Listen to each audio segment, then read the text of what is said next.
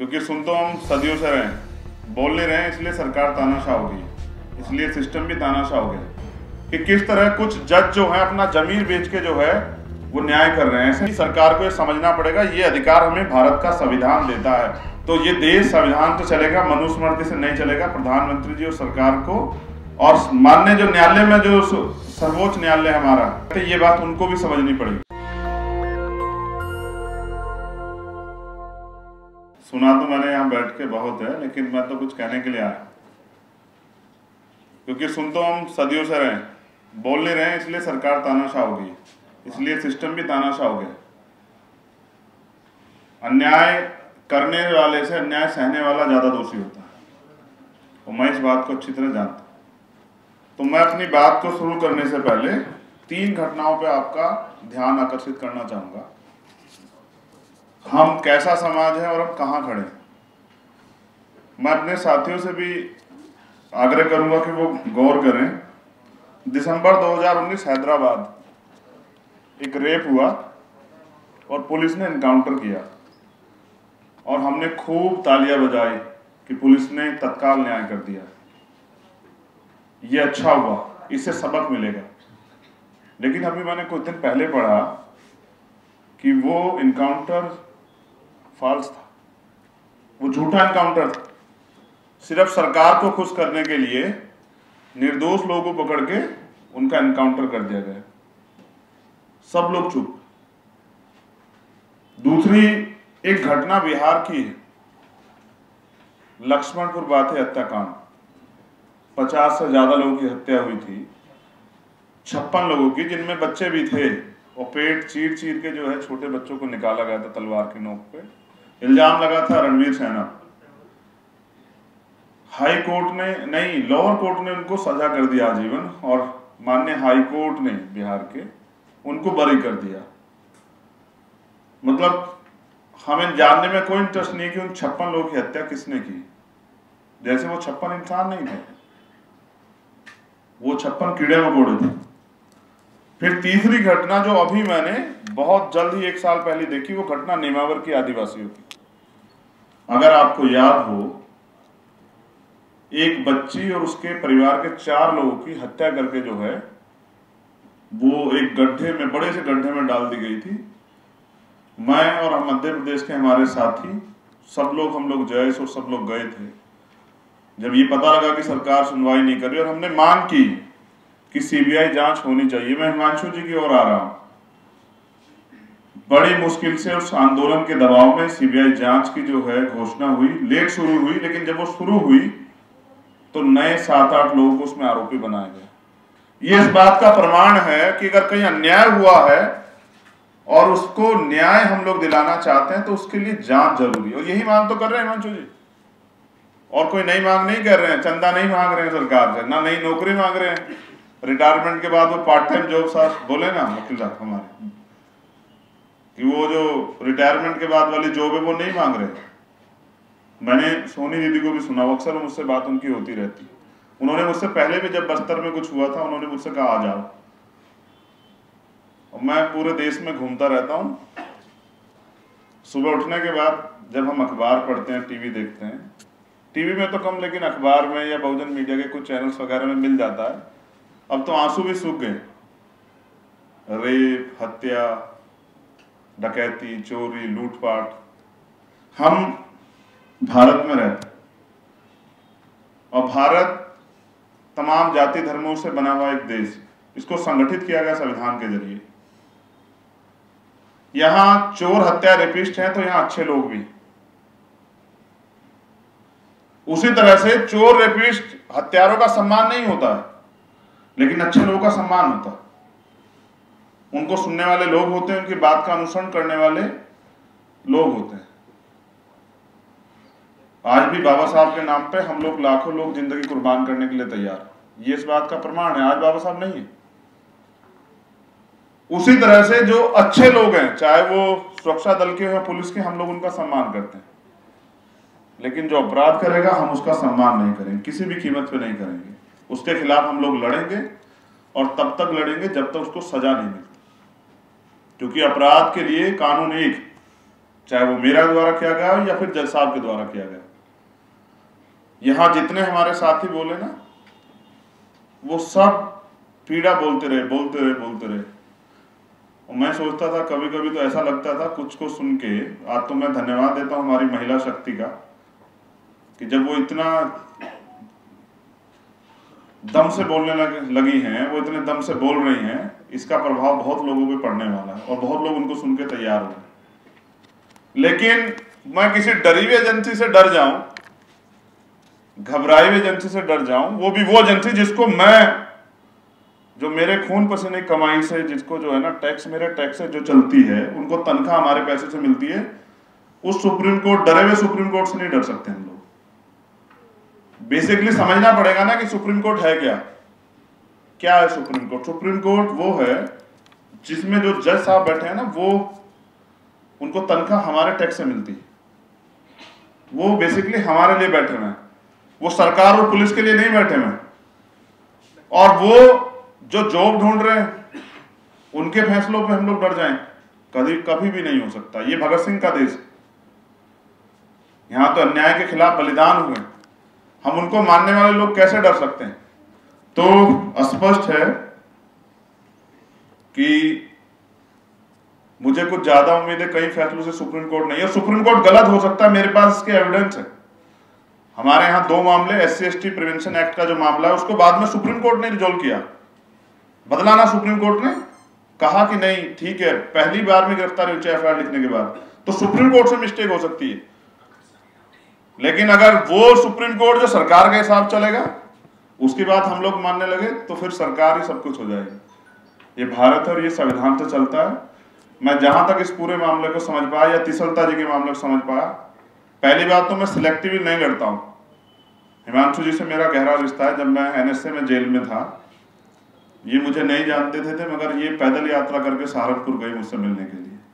सरकार ने मिलने नहीं दिया, वो एक अलग बात है, क्योंकि चाहे कन्याकुमारी से और कश्मीर तक सत्ता का चरित्र एक होता है, ये मैंने देखा।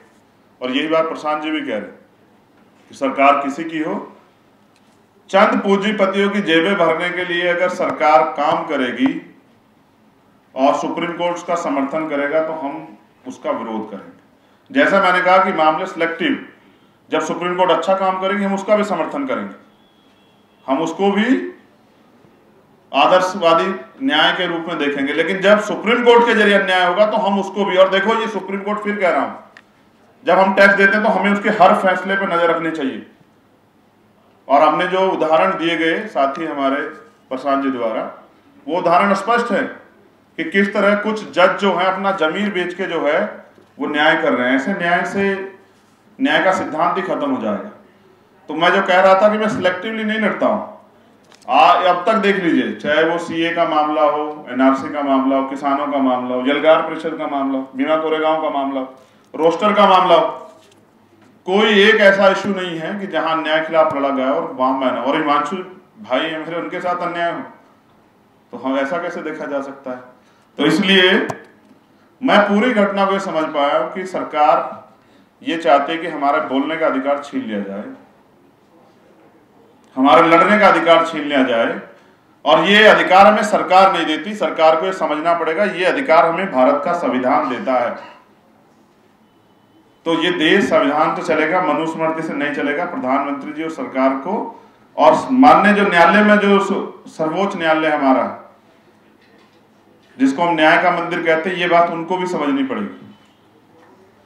कई ऐसे मामले हैं, मैं भारत में बहुत सारी चीजों को हम नोटिस करते हैं, क्योंकि 23-24 का स्टेट में हमारा संगठन है। आज हमारी जब पता लगा दीदी यार, तो छत्तीसगढ़ की टीम भी आई हुई है, उन्होंने मुझसे एक निवेदन भी किया है। तो मैं समझता हूं कि इतने मामले हैं सुबह से शाम तक कि समझ नहीं आता किस मामले को लिखें। इतने मामले हैं, लगता है ये बुरा है, उसके बाद जो दूसरा पता लगता है वो उससे ज्यादा बुरा है। तो जब मैं पूरे भारत में घूमता हूं तो समझ आता समस्या एक, अब पूरे भारत में कहीं भी चले जाओ दीदी, मुझे अफसोस है लेकिन ये सच है कि अभी भी आदिवासियों को, दलितों को इंसान नहीं समझा गया है, उनको जानवर ही समझा गया है। और जानवरों की हत्याओं पे इस देश में शायद जो है ना, लोगों को तकलीफ नहीं होती। मैं उसी समाज से आता हूं, तब मैं इस बात को कह रहा हूं। मैं यहां खड़े होकर इस बात कहता हूं तो हो सकता है लोग मुझे जातिवादी कह दें। जब प्रशांत भाई इस बात को कहेंगे, शायद लोग इस बात को ना कहें, वो कहें कि प्रोग्रेसिव बात कर रहे हैं, लेकिन मैं इस सच्चाई को जानता हूं कि मैंने कहीं ऐसी घटना देखी, पूरा भारत का जो मेन स्ट्रीम है, चाहे वो खिलाड़ी हो या एक्टर हो या न्यूज चैनल हो, कुछ सब लोग लिखते हैं। मैं एक घटना का जिक्र करूंगा, जबकि मैं आदिवासियों की तरफ से मानता हूं कि प्रकृति की सबसे ज्यादा संरक्षण और प्रकृति की सबसे ज्यादा जो है सम्मान, वो पूजा जो है वो करते हैं। एक हथनी के साथ कुछ हुआ था, अगर आपको याद हो, वो दुखद था, लेकिन उससे बुरा बुरा आदिवासियों के साथ होता है, कभी चर्चा नहीं होती। अगर कुछ लोग आज लड़ने के लिए खड़े हुए हैं तो आप उनकी जीभ काट लो। ये आजाद भारत है सर, सुप्रीम कोर्ट को भी ये समझना पड़ेगा और सरकारों को भी। और रही बात जो और ज्यादा महत्वपूर्ण है गोमपाड़ के मामले में, तो मैं दीदी से वादा करता हूं कि जल्द हम लोग जो है ना, और हम हिमांशु जी को भी ले चलेंगे, हम गोमपाड़ फिर जाएंगे, हम उन लोगों के बीच में जाएंगे, उनके दर्द को सुनेंगे। वो दिल्ली चल के आते हैं, ये बहुत अच्छी बात, लेकिन हम वहां जाएंगे उनके बीच सुनने के लिए, और वहां की सरकार से भी पूछेंगे और इस लड़ाई को और मजबूत करेंगे। और सुप्रीम कोर्ट जो है उसको सुनना पड़ेगा। अब एक और बात, जुर्माना इनके ऊपर है 5 लाख रुपए, तो ये कहते जुर्माना नहीं देंगे, वो कहते जेल भेज देंगे। तो मैं पूरी जिम्मेदारी से कह रहा हूं कि जिस दिन हिमांशु जी को जेल भेजा जाएगा, मैं इनके साथ जेल जरूर जाऊंगा, मेरा वादा है। क्योंकि मैंने 16 महीने एक साथ जेल काटी, और मैं दिल्ली की तिहाड़ में भी एक्सपर्ट हूँ। वहां मेरे बहुत सारे लोग रहते हैं, पीड़ित हैं, उनकी लड़ाई भी मुझे लड़नी है। 2 बार मैंने दिल्ली की तिहाड़ देखी। जब मैं फर्स्ट टाइम गया तो मेरे लिए नया था, जब मैं सेकंड टाइम गया तो लोग मुझसे पूछ रहे थे कि लोग यहाँ से जाने को तरसते हैं, आप कैसे चले आए? तो मैंने उनसे एक ही बात कही कि आप लोगों की याद खींच लाई, और आज मैं यहाँ हूँ तो इन सब की वजह से, जो अपने जीवन की परवाह न करते हुए लड़ रहे हैं। और अगर कोई लड़ रहा है तो अगर ज्यादा कुछ नहीं कर सकते तो आपको उसका साथ देना चाहिए। और मैं यहाँ ये बताने के लिए हूँ कि हम आपके साथ हैं हिमांशु भाई, और आखिरी दम तक लड़ेंगे। मैं अम्बेडकरवादी, पहले भी अम्बेडकरवादियों ने इस लड़ाई को, भारत एक मजबूत भारत बने, भारत की दुनिया में एक पहचान बने, उस लड़ाई को लड़ा। आज मैंने आपको सुना, मैं आपको विश्वास से कहता हूं, मेरे काम करने के तरीके दूसरे हैं। एक बार मैं इंपॉर्टेंट स्टोरी आपको बता देता हूं। मैंने गांधी जी की तरफ से भी सोच के देखा था, मैं झूठ नहीं बोलता हूं। मैं सहारनपुर जेल में था, 2 अप्रैल का मामला था, बहुत सारे लोगों की जान गई थी, बहुत सारे लोग झूठे मुकदमे थे, तो मैं कुछ नहीं कर पा रहा। मैंने कहा कि चलो, मैंने पहला पत्र लिखा महामहिम राष्ट्रपति जी को कि मैं अपने लोगों के लिए कुछ नहीं कर पा रहा हूं, इसलिए मैं इच्छा मृत्यु चाहता हूं। तो मेरे साथियों ने मुझे समझाया कि इच्छा मृत्यु क्या मतलब है, आप भूख हड़ताल करो। तो यहां मैं इस अनशन से मैं गांधी और भगत सिंह दोनों को जोड़ देता हूं। मगर आप विश्वास करेंगे, मेरा अनुभव इतना कड़वा है कि 8 दिन में भूख हड़ताल पे रहा। मीडिया ये लिखता रहा हमारे लोगों को, जेल में मेरे मिलने वालों के रास्ते बंद हुए कि चंद्रशेखर 3 टाइम खाना खा रहे हैं, और वो भूख हड़ताल पे नहीं। और जेल में आप भूख हड़ताल करते हो तो एक और मुकदमा है। लेकिन फिर एक साथी मुझसे मिलने के लिए आए, उन्होंने मुझसे कहा कि सरकार भी चाहती है आप मर जाओ, और आप खुद भी मरना चाह रहे हो, तो आप सरकार का काम आसान कर रहे हो। इस बात का अर्थ ये कि मरने से काम नहीं चलेगा, लड़ने से काम चलेगा। और लड़ने में अगर शहादत होती है तो उस शहादत देने को हम लोग तैयार हैं, लेकिन ना अन्याय के खिलाफ झुकेंगे और ना ही झूठी डरी हुई सजनसी जो नौकरी के लिए फैसले सुना रही है, ऐसी सरकार से भी, ऐसे सुप्रीम कोर्ट से भी नहीं डरेंगे। और मैं मानता हूं जब तक कॉलेजियम सिस्टम नहीं खत्म होगा, जब तक all India judicial service commission नहीं बनेगा, तब तक न्यायपालिका से न्याय की उम्मीद करना इस देश के शोषित वर्ग की बेवकूफ़ी है। और मेरी मुझे बेवकूफ़ी की आदत नहीं है, ना ही मेरे अंदर गलतफहमी। बहुत बहुत धन्यवाद, इस विश्वास के साथ कि सुप्रीम कोर्ट अपनी गलती सुधारेंगे।